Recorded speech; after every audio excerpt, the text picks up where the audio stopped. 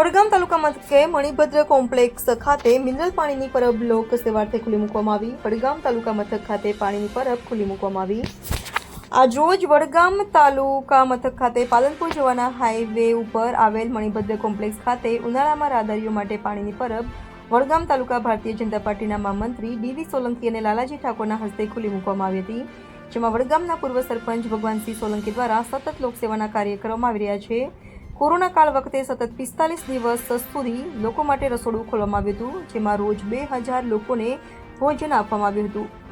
કોરોનાની બીજી લહેરમાં ઓક્સિજનના બાટલા સખર્ચે લાવી લોકોને આપવામાં આવ્યા હતા। સતત સેવાના ભાવ સાથે લોક ઉપયોગી કામો કરવામાં આવે છે, જેમાં આજે પાણીની પરબ ખુલ્લી મૂકવામાં આવી હતી, જેમાં વડગામના પૂર્વ સરપંચ ભગવાનસિંહ સોલંકીના નાના ભાઈ પાણીની પરબના દાતા એવા ચંદનસિંહ સોલંકી, વડગામ ઝાકીર હુસેન કુરેશી, દીપક પુરબિયા, હિંમતસિંહ સોલંકી, પ્રફુલભાઈ રાવલ સહિતના આગેવાનો હાજર રહ્યા હતા।